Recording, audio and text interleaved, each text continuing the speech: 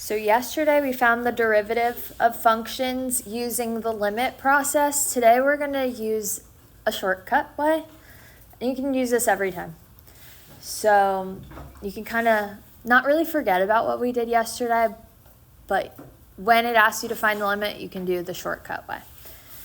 So we're going to talk about techniques of differentiation. So first, when we have a constant function would be just a horizontal line. What would the slope of our horizontal line be? 0. So when we find the derivative is the slope. So our derivative of a constant would be 0 because the slope of a constant function is 0.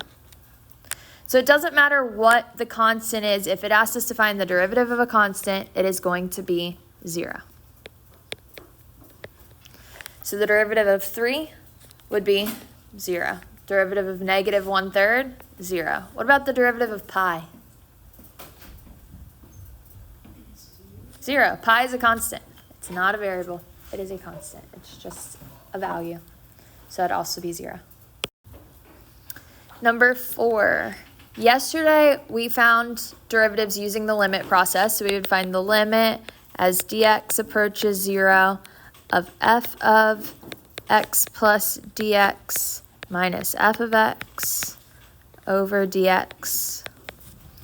So we'd have to plug in x plus dx into our x in our function. So we'd have x plus dx squared minus x squared over dx. We'd simplify.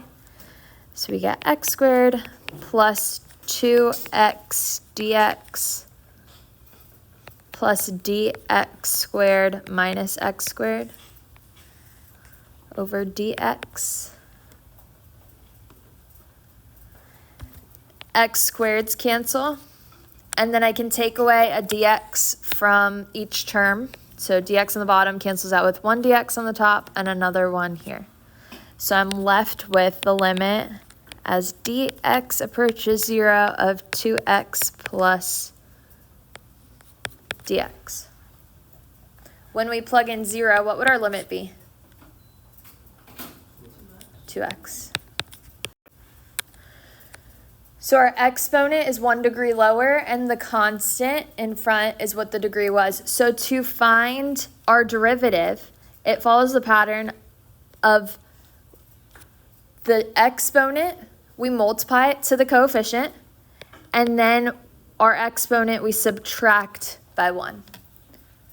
So the exponent gets multiplied to whatever the coefficient is, and then we subtract 1 from the exponent. So for 7, what would our derivative be?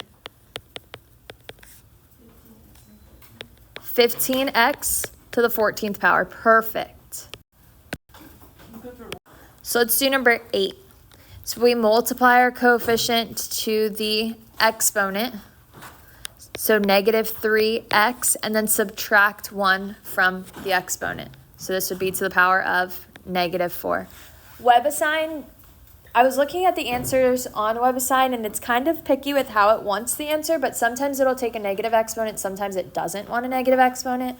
So if the question on a test or quiz was specific and said, leave your answer as positive exponents, how would I make this a positive exponent? It's not 1. What would our negative 3 over x to the 4th? Perfect. The coefficient just stays on top. All right. For 9, we're going to do the same thing, but we want to rewrite our function kind of in the same way that we did for number 8. So that way we can do the same trick, the same rule. So I would make 1 over x to the power of negative 1. So this is the function. What would the derivative be?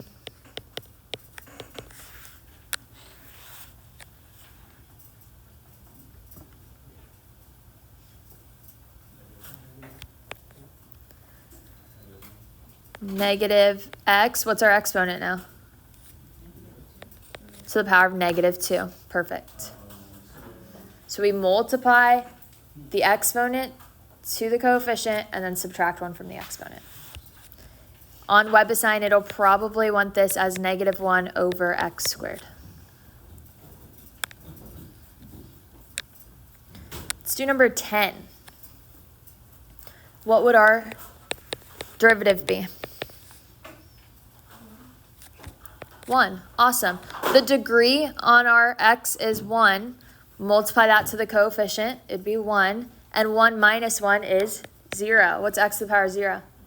Just 1. It will go away. It'll multiply to whatever coefficient we have left. All right, 11. What would our derivative be? Perfect. 20x to the third power. We multiply the degree to the coefficient and then subtract 1. What would the derivative for 12 be? So when you have multiple terms, you can just find the derivative of each term separately. So let's take 2/3 x and find the derivative. What would the derivative be for 2/3 x? 2/3. Awesome. What about the derivative for 5? 0. The derivative of a constant is 0, so the 5 just goes away. So this would be our answer. Let's do 13 on the next page. Oh, down here. So same thing, we're going to do each term separate. So our derivative, let's find the derivative of 3x to the 9th power first. 27x to the 8th power, perfect. And then let's find our derivative for negative x to the power of negative 3. So it'd be plus 3x to the power of negative 4. Perfect. Or we could write it as 3 over x to the power of 4. If you put it this way on WebAssign and it marks it wrong, just try it with a positive exponent. Any questions here? All right, next page, 14. So same thing here. We're finding our derivative. So let's find our derivative for each term. What's the derivative of 4? 0. Derivative of a constant is just 0. Next, we have negative 3x times the square root of x. What would our exponent be on x here? The 1/2 power. Perfect. The square root of x is the same thing as saying x to the 1/2 power. So we can change it to x to the 1/2 power and now do our trick. What would our derivative be? Negative 3 over 2 x to the power of negative 1/2. Perfect. When we subtract 1 from 1/2, we get negative 1/2. This would be okay unless the test says it wants a positive exponent. So we'd have negative 3 over 2 times x to the 1/2 power. Or we could say negative 3 over 2 times the square root of x. All three of these are the same thing.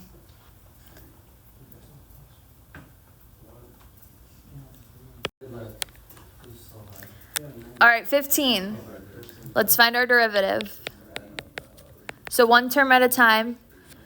For 5 times x to the 7th power, what would our derivative be? 35x to the 6th power. What about our next term?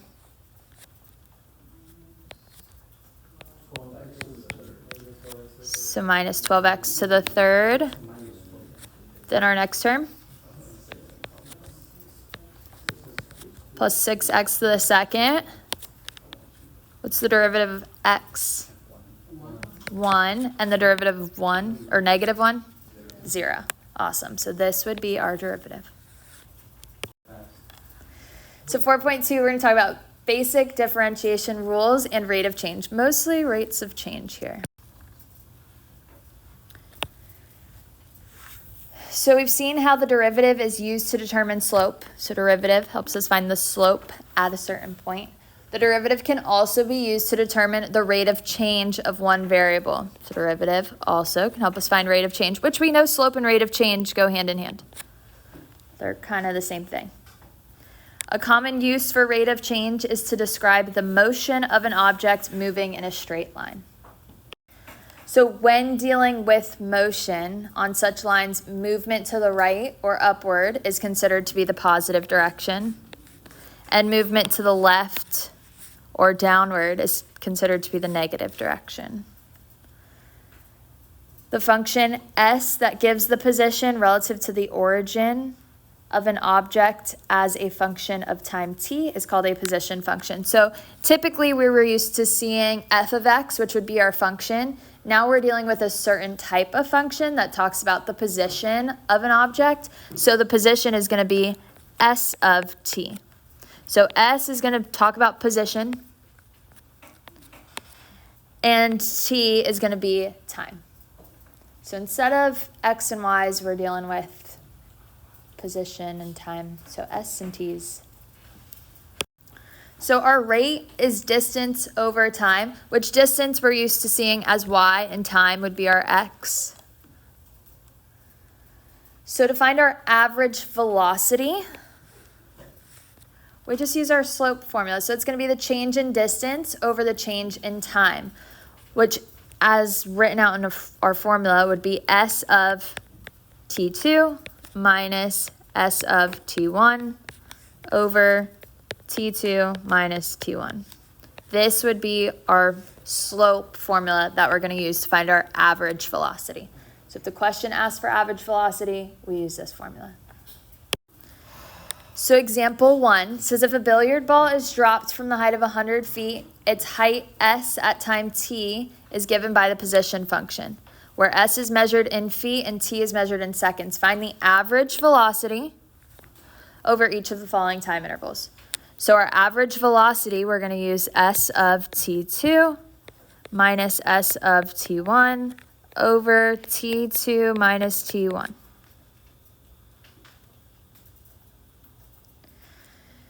So over the interval that it gives us, for A, it gives us from the interval of 1 to 2. This is going to be our T1 and T2. We need to find S of T1 and S of T2. How do I find S of T1? We know is 1. How do I find S of 1?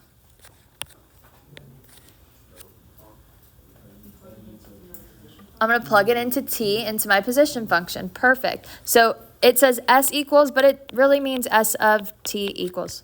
This is our position function. So I'm going to plug in 1. I get negative 16 times 1 squared plus 100.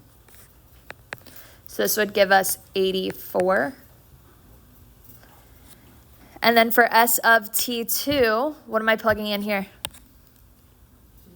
2. T2 is 2. So I have negative 16 times 2 squared plus 100. 2 squared would be 4. 4 times negative 16 is negative 64. Plus 100 would be 36. So now let's plug that into our average velocity formula. So S of T2 would be 36 minus S of T1 is 84. Over T2 minus T1, 2 minus 1. So 36 minus 84 would be negative 48 over 1. So our average velocity would be negative 48. Negative 48 what? What are we talking about here? Perfect. Feet per second. That's how fast the billiard ball is moving. Yes. Velocity can, speed can't. We'll talk about that in a second. That I think we mention on the next couple slides. So velocity can be negative. For B, we do the same thing, but it gives us a different interval. So now our T1 is 1 and T2 is 1.5. So we'd find S of 1.5. We need to plug 1.5 in to find that. Minus S of 1 over 1.5 minus 1.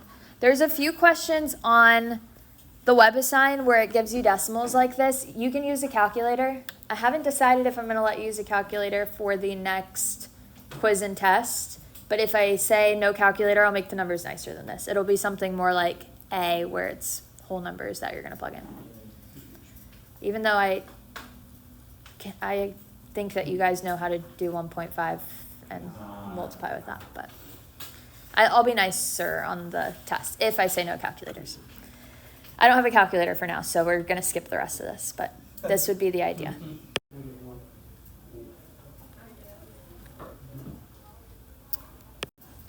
All right, so our position of the billiard ball is S of t is equal to negative 16 t squared plus 100. So what if the question asked us to find the speed at the moment of impact?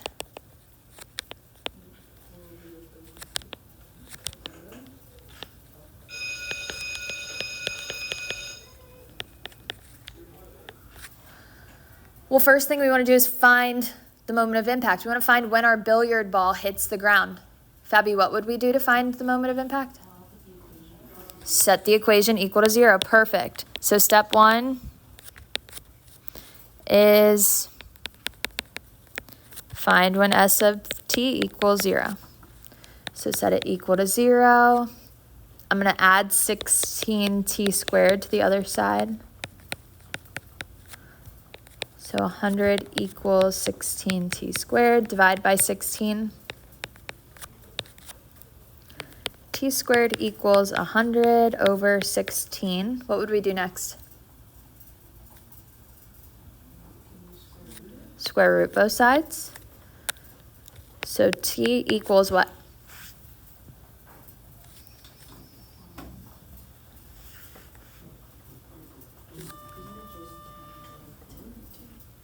What's the square root of 100? 10. And the square root of 16? 4. But since we took the square root of both sides, we'd say plus or minus. Can I simplify 10 over 4? 5 over 2. Are we talking about the positive 5 over 2 and negative 5 over 2? No, why not? Because speed is not negative. Time. We're talking about time here. Time can't be negative. We can't go back in time. So it takes our billiard ball 5 over 2 seconds, so 2.5 seconds to hit the ground. That's our moment of impact. But this question asks us for the speed at the moment of impact. How do I find the speed? How fast it's going? I want to find the derivative. So step 2 is to find S prime of t. So what would our derivative be of our function here? Negative 32t. Perfect. Now, how do I find the speed at the moment of impact? What am I plugging into t? The time. 5 over 2. Perfect. So S prime of 5 over 2 be negative 32 times 5 over 2. 2 goes into 32 6 times, so 16 times. So negative 16 times 5 would be negative 80. But can our speed be negative? No. So we're just finding the absolute value of this. So our speed would be 80 what? What unit are we moving in? Feet per second. Perfect. So 80 feet per second. If it asks for the velocity, you can leave your velocity as negative. But if it asks for the speed, it just wants the positive.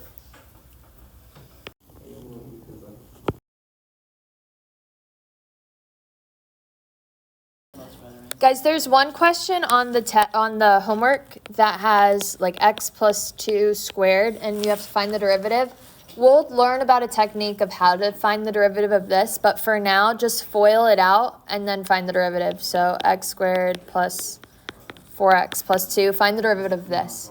So multiply it out first, then find the derivative. All right, so suppose in example 1 that we just did, you wanted to find the instantaneous velocity of the object when t equals 1. When it asks for instantaneous velocity, we're going to find the derivative.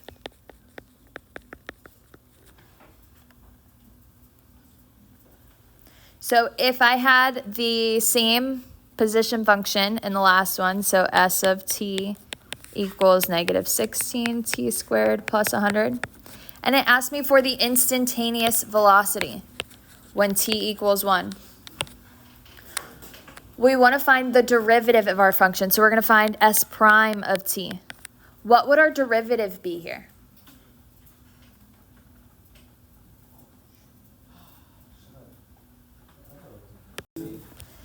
Negative 32t. Perfect. That's our derivative. But we want to find the instantaneous velocity when t equals 1. So what do you think I have to do next? Plug in 1. So s prime of 1 would be negative 32. Negative 32 what?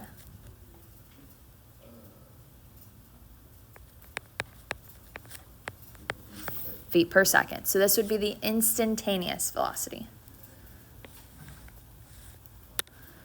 So if it asks for average velocity, you're going to use the formula like we did on the last slide. If it asks for instantaneous velocity, take the derivative and then plug in the value that it gives you.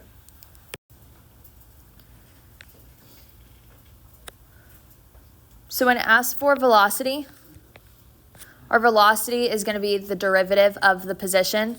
So it's either going to be called v of t for velocity, which is the derivative of the position function. So taking the derivative of your position gives you the velocity. The velocity function is the derivative of the position function. So velocity can be negative, 0, or positive. However, the speed of an object is the absolute value of its velocity. So the speed cannot be negative. If you were driving a car, you wouldn't say you're going negative 60 miles per hour. That's not a thing. Even if you were going backwards, you're not going a negative speed. So speed can be positive. Speed can only be positive, but velocity could be negative. So here we have an equation for a free-falling object. If I was going to ask you a question about how fast an object's moving, I'll give you the equation. I'm not going to expect you to know what gravity is. I'll give you the equation. But for here, there is a couple questions on WebAssign where it'll give you an equation like this, and it'll say, when you drop a ball from the height of 100 feet, and it gives you this equation, S sub 0 is the initial height of the object. So if you started dropping a ball from 100 feet, you'd plug in 100 into your S sub 0. Where V sub 0 is the initial velocity of the object. And G is the acceleration due to gravity. But again, I'll give you guys a formula. I don't expect you to know the average gravity.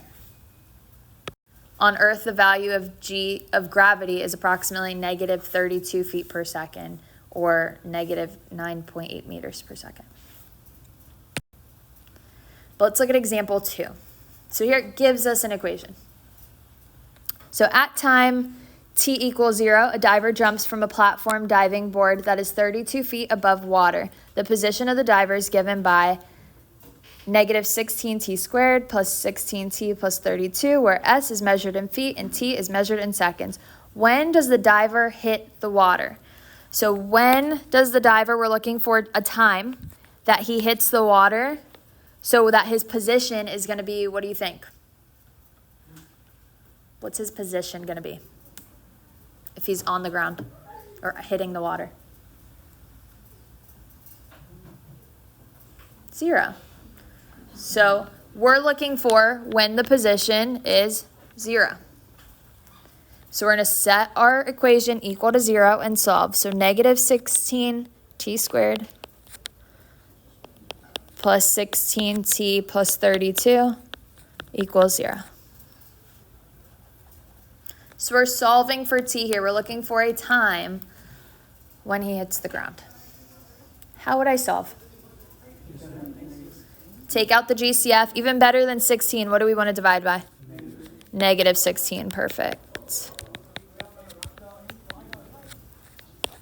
So we get t squared minus t minus 2 equals 0. What are two factors of negative 2 that add to negative 1? negative 2 and 1. So this would be t minus 2 and t plus 1 equals 0. So t equals 2 and t equals negative 1. Do you think we can have a negative time? No.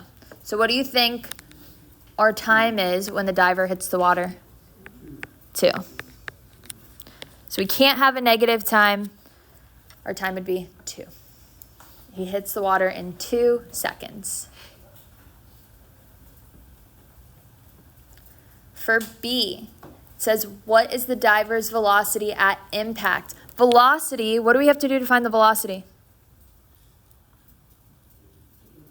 The derivative. So we're going to find the derivative of our position. So S prime of t. What would our derivative be?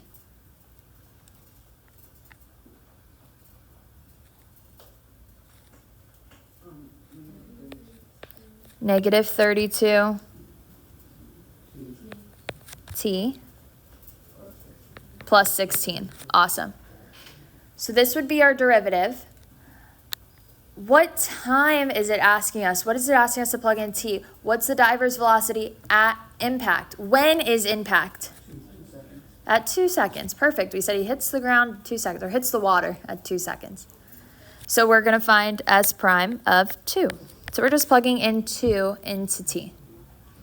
So we get negative 64 plus 16. So this would be negative 48. Negative 48 what?